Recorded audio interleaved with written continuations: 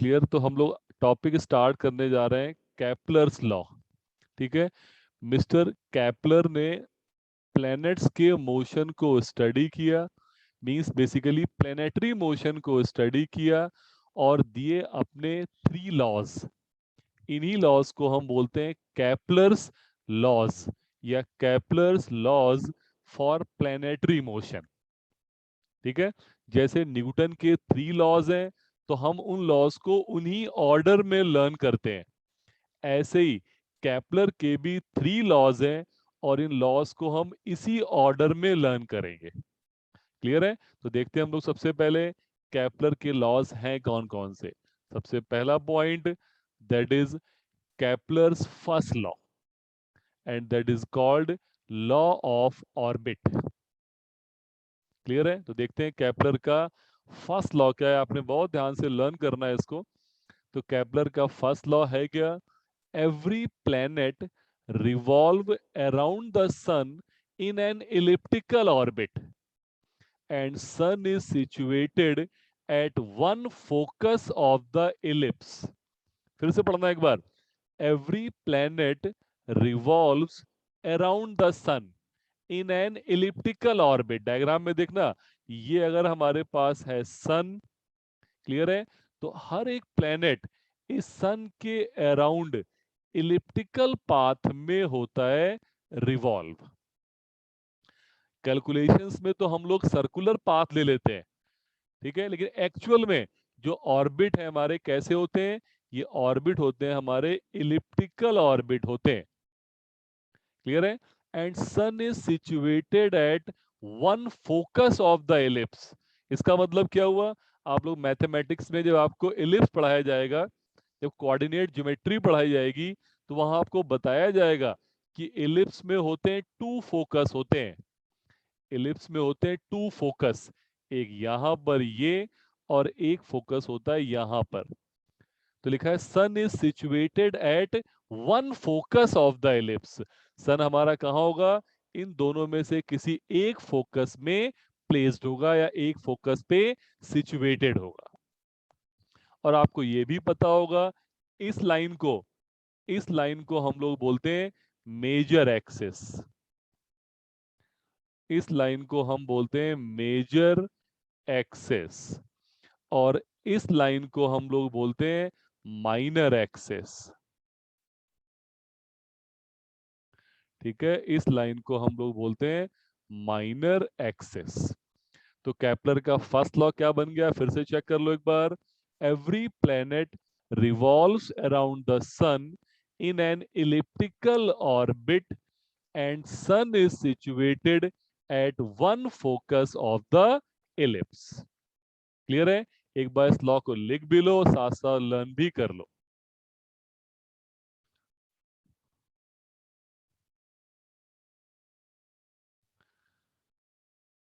अब हम बात करने जा रहे हैं कैपलर सेकेंड लॉ। क्लियर है। तो कैपलर सेकेंड लॉ है क्या, पहले ये लर्न कर लेते हैं हम लोग। ठीक है, फिर देखते हैं कैसे करना है। बहुत ध्यान से लोग सुनना, इंटरेस्टिंग पॉइंट है।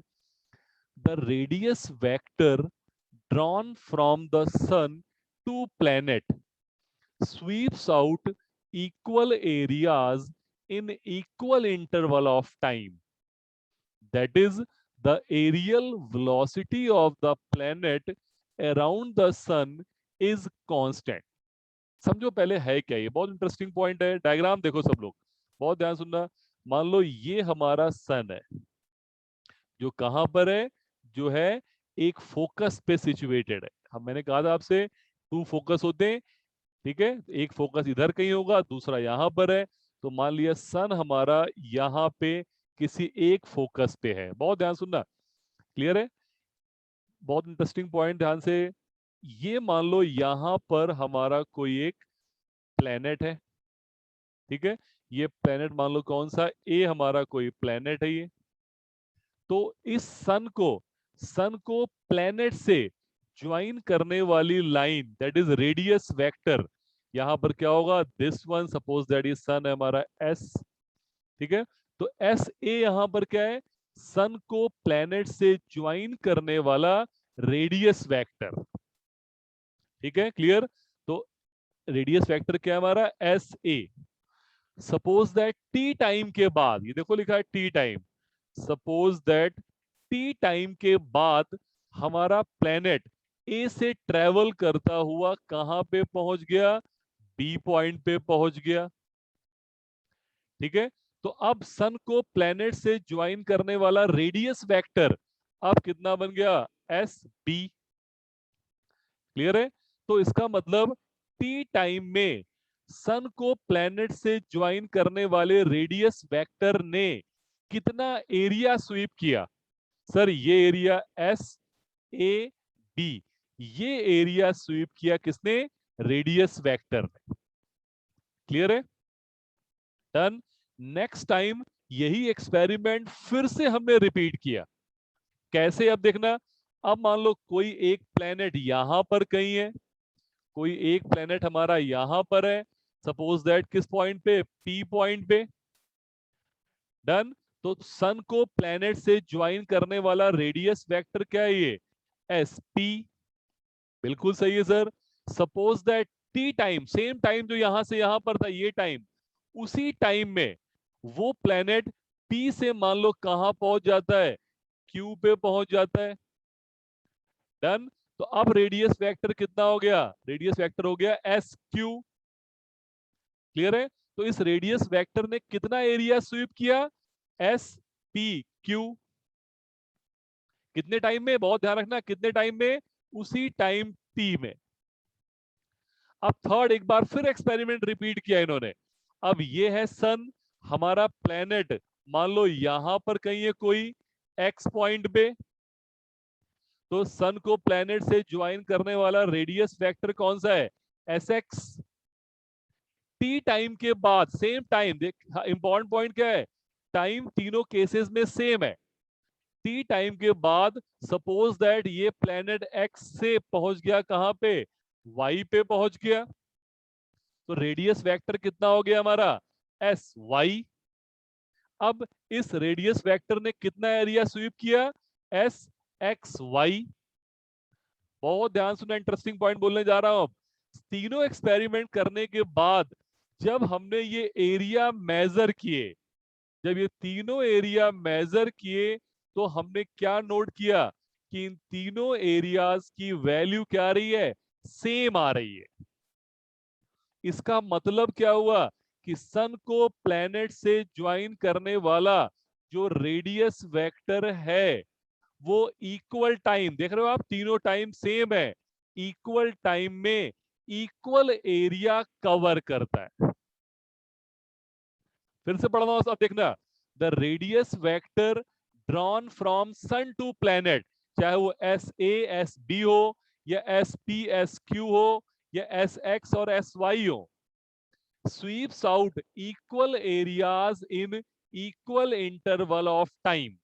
पहले सिर्फ ये लाइन समझो आप लोग कि radius vector drawn from sun to planet sweeps out equal areas in equal interval of time.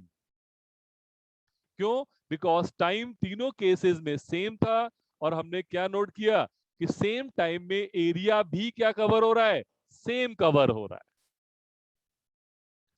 Done. अब एक और इंटरेस्टिंग पॉइंट सुनना, लिखा है that is the areal velocity of the planet around the sun is constant. Sir ये areal velocity क्या होती है, सुनना सब लोग। अगर कोई बॉडी इक्वल डिस्टेंस कवर करती है या इक्वल डिस्प्लेसमेंट कवर करती है इक्वल टाइम में, तो आप क्या बोलते हो, सर वेलोसिटी कांस्टेंट है। सुना मैंने क्या कहा, मैंने कहा अगर इक्वल डिस्प्लेसमेंट है इक्वल टाइम में, तो आप क्या बोलते हो, वेलोसिटी इज कांस्टेंट। यहां पर क्या है, इक्वल एरिया है in equal interval of time, तो हम क्या बोलेंगे, हम बोलेंगे areal velocity is constant. Sir इसका मतलब आप ये बोलना चाहते हो कि जैसे डिस्प्लेसमेंट अपॉन टाइम होता था वेलोसिटी, वैसे ही एरिया कवर्ड अपॉन टाइम क्या होगी, एरियल वेलोसिटी। अगर आप ये सोच रहे हो तो बिल्कुल सही सोच रहे हो। इसका मतलब एरियल वेलोसिटी जो होगी वो क्या होगी, किसी भी प्लेनेट की सन के अराउंड हमेशा क्या होती है, कांस्टेंट होती है। इसका मतलब आप बोल सकते हो कि dA upon dt equal to constant. dA यहां पर क्या है, area covered in time dt is same, that is why dA upon dt is constant. तो फाइनली सेकंड लॉ कैसे लर्न करोगे आप, द रेडियस वेक्टर ड्रॉ, मैं आप लोगों से पूछूंगा एक बार, the radius vector drawn from sun to planet sweeps out equal areas in equal interval of time, that is aerial velocity of the planet around the sun is constant। इसका मतलब ये हुआ कि जो एरिया है, जो एरिया कौन सा, S A B equal to किसके है, एरिया कौन सा, S P Q equal to किसके है, area of S X Y. Clear है, ये तीनों एरिया सेम है in equal interval of time, that is why we can say the areal velocity of the planet around the sun is constant. This is called Kepler's, this is called Kepler's second law. Clear है, एक बार इस law को आप revise कर लो, ठीक से अच्छे से रिवाइज कर लो। ओके क्लियर, हम लोग देखते हैं केपलर्स का थर्ड लॉ क्या है। केपलर्स थर्ड लॉ, और you can say law of period. Clear, सब लोग ध्यान से समझना। आपको पता है कि अगर मान लो ये है किसी प्लेनेट का इलिप्टिकल पाथ, सपोज दैट ये है मेजर एक्सिस और ये है माइनर एक्सिस। सन यहां पर कहीं किसी फोकस पे सिचुएटेड है और प्लेनेट इसके अराउंड इलिप्टिकल पाथ में रिवॉल्व हो रहा है। बहुत ध्यान सुनना है, अगर ये हमारा प्लेनेट है कोई, सपोज दैट ये प्लेनेट इस पॉइंट से चल करके और पूरा एक पाथ कंप्लीट करके जब वापस उसी पॉइंट पे आएगा, तो उस टाइम को आप क्या बोलते हो, उस टाइम को आप बोलते हो time period of revolution of planet around the sun. बहुत अच्छा पॉइंट है, जिस टाइम, जितने टाइम में हमारा प्लेनेट एक पूरा राउंड कंप्लीट कर लेगा, दैट इज कॉल्ड, क्या बोलते हैं हम लोग, time period of revolution of a planet around the sun. ठीक है, अब देखना लॉ क्या है, ध्यान सुनना, the square of the time period, square of the time period मतलब टी स्क्वायर, मतलब एक राउंड पूरा कंप्लीट करने में जो टाइम लगा उसका square is directly proportional to किसके, देखना, डायरेक्टली प्रोपोर्शनल टू द, क्या लिखा हुआ है, cube of semi major axis. Sir ये सेमी मेजर एक्सिस का मतलब क्या हुआ, ये थी, याद करो, ये पूरी थी तुम्हारी मेजर एक्सिस, ये थी मेजर एक्सिस। क्लियर है, सेमी मेजर एक्सिस का मतलब क्या हुआ, इसका हाफ, इसका हाफ मतलब ये, दैट इज अगर ये आर है तो इसका मतलब लॉ क्या बन गया हमारा, T square proportional R cube.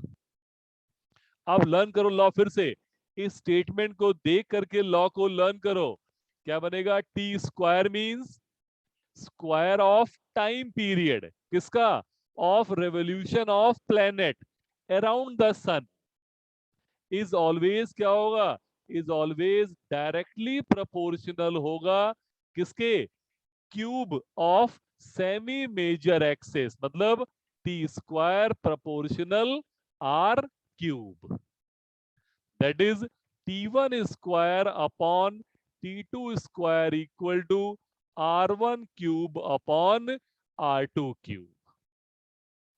इसी को हम लोग बोलते हैं केपलर्स का थर्ड लॉ। क्लियर है, न्यूमेरिकल में, लेकिन बहुत अच्छा पॉइंट बता रहा हूं सुनना, न्यूमेरिकल में 99% और यू कैन से 100% न्यूमेरिकल में कभी भी प्लेनेट का पाथ हम लोग इलिप्टिकल नहीं लेते हैं, हम 99 या 100% केस में पाथ कैसा लेते हैं? हमेशा सर्कुलर। अगर पाथ आपने सर्कुलर लिया हुआ है तो ऑब्वियस सी बात है, आप बोलो आप बोलो सेमी मेजर एक्सिस या माइनर एक्सिस, कोई फर्क ही नहीं पड़ता है, क्योंकि सर्कुलर के केस में दोनों रेडियस क्या होती हैं? सेम।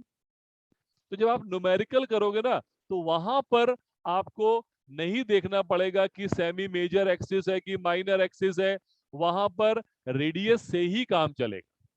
जो इलिप्टिकल पाथ की रेडियस होगी उसी का क्यूब बन जाएगा।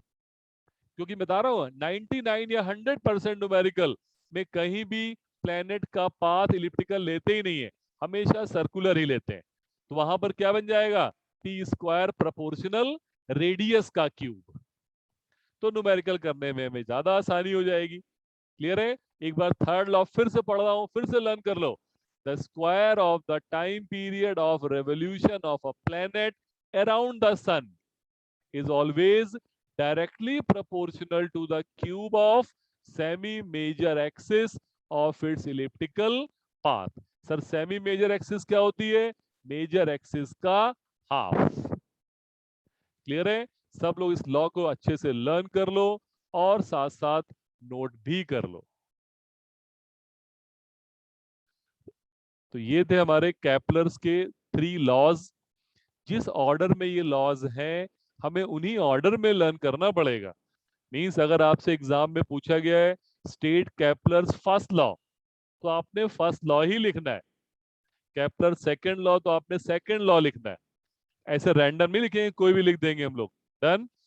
अब हमें देखना है लॉज के प्रूफ।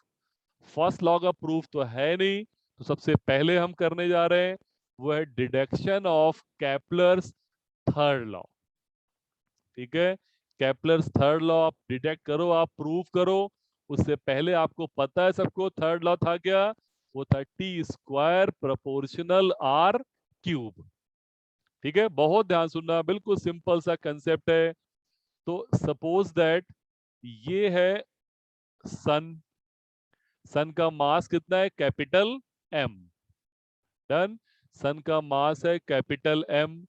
सन के अराउंड, सन के अराउंड प्लेनेट रिवॉल्व हो रहा है कोई, मान लो स्मॉल एम। सर अभी तो थोड़ी देर पहले आपने कहा था इलिप्टिकल पाथ, बना दिया आपने सर्कुलर पाथ। क्योंकि आपको पता है, मैंने कहा है जितनी भी मैथमेटिकल कैलकुलेशंस हैं वो सारी सर्कुलर पाथ को लेकर के ही की गई। क्लियर है? तो अगर ये है मान लो कोई प्लेनेट जिसका मास है स्मॉल एम, और ये है सन, सन का मास है कैपिटल एम, और डिस्टेंस है दोनों के बीच में कितनी है? मान लो आर। ये प्लेनेट सन के अराउंड रिवॉल्व हो रहा है। और आपको बहुत अच्छे से ये बात पता है कि कोई भी बॉडी अगर सर्कुलर पाथ में रिवॉल्व हो रही है तो 100% कहीं ना कहीं से, मैं तुमसे पूछने वाला हूं, 100% कहीं ना कहीं से उसे कौन सा फोर्स मिल रहा होगा? कौन बताएगा मुझे? मेहर बताएगी।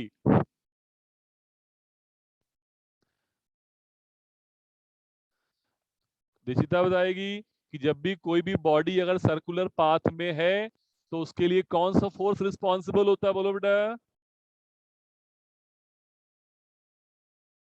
कोमल बोलो बेटा। ठीक है, तो किसी का रिप्लाई आया, कोमल का रिप्लाई आया है सेंट्रीपिटल फोर्स। बिल्कुल सही है। ठीक है, कुमेर का भी रिप्लाई आया है सेंट्रीपिटल फोर्स। दिशिता का रिप्लाई भी आया है सेंट्रीपिटल फोर्स। तो इसका मतलब अगर प्लेनेट सन के चारों रिवॉल्व हो रहा है, इसका मतलब सन और प्लेनेट के बीच में जो ग्रेविटेशनल फोर्स है वही प्रोवाइड करेगा सेंट्रीपिटल फोर्स। क्यों? बिकॉज जब तक सेंट्रीपिटल फोर्स नहीं मिलेगी तब तक सर्कुलर मोशन पॉसिबल नहीं है। इसका मतलब ये क्या है सर? ये है ये है हमारा gravitational force between the sun and planet. और यही क्या प्रोवाइड कर रहा है? Centripetal force. ये mv² अपॉन r, इसी को हम बोलते हैं सेंट्रीपिटल फोर्स। इसका मतलब gravitational force between sun and planet provides the required centripetal force. Done. V equal to आपको मालूम है क्या होता है, V इक्वल टू होता है आर ओमेगा। तो अगर V की वैल्यू पुट करोगे कितनी, आर ओमेगा, तो क्या बन जाएगा ये आर स्क्वायर ओमेगा स्क्वायर, एक आर से आर कैंसिल होगा और आएगा एम आर ओमेगा स्क्वायर। ध्यान रखना ये ओमेगा लिखा हुआ है, तो G M M upon R square equal to M R omega square. एक एम से एम कैंसिल, आर स्क्वायर को क्रॉस मल्टीप्लाई कर दिया आपने और ओमेगा की वैल्यू पुट कर दी। ठीक है, तो आर स्क्वायर यहां क्रॉस मल्टीप्लाई होकर कितना आ गया, आर क्यूब, और आपने ओमेगा की वैल्यू पुट कर दी कितनी, 2 पाई अपॉन टी। तो कितना आ गया, जीएम इक्वल टू ओमेगा की वैल्यू 2 पाई अपॉन टी का whole square into R cube. GM आपने ऐसे रखा, 2 का स्क्वायर हो गया 4, पाई स्क्वायर बन गया, टी स्क्वायर आ गया इंटू आर क्यूब। अब क्रॉस मल्टीप्लाई करके टी स्क्वायर को ले आए लेफ्ट साइड में, जीएम को ले आए नीचे, तो क्या आ गया, T square equal to 4 pi square over GM into R cube. और आपको दिख रहा है कि 4 भी कांस्टेंट है, पाई भी कांस्टेंट है, जी और एम भी कांस्टेंट है। इसका मतलब ये पूरी क्वांटिटी यहां पर क्या है हमारी, कांस्टेंट, दैट इज के। इसका मतलब टी स्क्वायर इक्वल टू किसके आ गया, के आर क्यूब। हटाएंगे कांस्टेंट और लग जाएगा प्रोपोर्शनल। इसका मतलब T square is directly proportional to किसके, आर क्यूब। यही था हमारा कैप्लर्स का थर्ड लॉ। क्लियर है, एक बार अच्छे से इस लॉ को लर्न कर लो और लिख भी लो। क्लियर, सुनने जा रहे हैं। Next point is deduction of Kepler second law. अब हमें कैप्लर का सेकेंड लॉ प्रूव करना है। कहां से, वो करना है हमने from angular momentum. Angular momentum आप यूनिट 5 में आपने पढ़ा था, रोटेशनल मोशन में। ठीक है, तो एक बार समझते हैं इसको।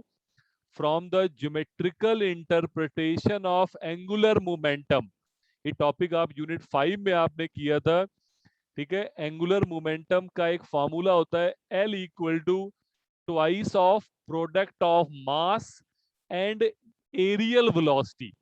मतलब L equal to 2m dA upon dt। L क्या है, एंगुलर मोमेंटम, m क्या है, पार्टिकल का मास, और dA अपॉन dt को हम बोलते हैं areal velocity. L equal to 2m dA upon dt। और आपको अच्छे से पता है कि टाउ इक्वल टू होता है dl अपॉन dt। सर ये कहां से आया, मैंने कहा ना ये रोटेशनल मोशन में हमने करना है। एक बार देख लो पहले, जैसे आपने न्यूटन का सेकंड लॉ पढ़ा था, F इक्वल टू क्या होता था, dp अपॉन dt। ये था लीनियर मोशन में। जरा इसको रिप्लेस करो रोटेशनल मोशन के लिए, तो देखना बेटा F क्या बन जाएगा, F बन जाएगा टॉर्क। जो रोल लीनियर मोशन में फोर्स प्ले करता है, वही रोल रोटेशनल मोशन में टॉर्क प्ले करता है। तो F को रिप्लेस करके यहां पर क्या आ गया, टॉर्क। और P क्या था आपको याद है, लीनियर मोमेंटम। लीनियर मोमेंटम को रिप्लेस करके यहां पर क्या आ गया, एंगुलर मोमेंटम। मतलब लीनियर मोशन के लिए ये है न्यूटन का second law, F equal to dp upon dt। लेकिन रोटेशनल मोशन के लिए न्यूटन का सेकंड लॉ क्या बन जाता है, tau equal to dl upon dt। Done. बोलते if tau equal to 0, sir इसका मतलब क्या हुआ, आपको अच्छे से पता है, फॉर एन आइसोलेटेड सिस्टम, मैंने पहले बताया आपको कई बार, फॉर एन आइसोलेटेड सिस्टम, आपको पता है अच्छे से, आइसोलेटेड सिस्टम में एक्सटर्नल फोर्स हमेशा क्या होती है, 0। और आपको मालूम है सन और प्लेनेट का सिस्टम कैसा सिस्टम है, आइसोलेटेड सिस्टम है, मींस बाहर से कोई फोर्स अप्लाई नहीं हो रही है, इसलिए for an isolated system torque equal to zero. जब टॉर्क है जीरो यहां रखो तो डीएल अपॉन डी टी भी क्या आएगा, जीरो। क्रॉस मल्टीप्लाई करो तो डीएल भी क्या आएगा, जीरो। अगर डीएल है जीरो मतलब एंगुलर मोमेंटम में चेंजेस क्या हो रहे हैं, जीरो। इसका मतलब एंगुलर मोमेंटम हमारा क्या है, कांस्टेंट है। और आपको मालूम होगा सेम काम आपने लीनियर मोशन में किया था, याद है क्या, law of conservation of linear momentum. ऐसे ये क्या हमारा law of conservation of angular momentum. तो एल आ गया कांस्टेंट, इक्वेशन 1 में पुट कर दो वैल्यू, तो 2m D upon D T भी क्या आ गया, कांस्टेंट। क्लियर मेरी बात, टू ऑलरेडी कांस्टेंट है, मास ऑलरेडी कांस्टेंट है, इसका मतलब डीए अपॉन डी टी भी क्या होगा, कांस्टेंट। और डीए अपॉन डी टी को ही आप क्या बोलते हो, आप बोलते हो एरियल वेलोसिटी। इसका मतलब areal velocity of the planet around the sun is constant, और इसी को हम बोलते हैं second law of planetary motion. Clear है, एक बार पहले लिख लो, फिर एक बार मैं समझा देता हूं, फिर से एक बार। क्लियर है, पहले लिख लो अच्छे से इसको। तो ये थे हमारे केपलर्स के 3 लॉज और उन लॉज का प्रूफ। फर्स्ट लॉ का प्रूफ हमारे सिलेबस में सॉरी, फर्स्ट लॉ का प्रूफ है नहीं क्योंकि वो सिंपल थ्योरेटिकल लॉ है। क्लियर है, तो ये इंपॉर्टेंट टॉपिक था, इसको आप लोग प्रिपेयर कर लोगे। क्लियर है, ओके।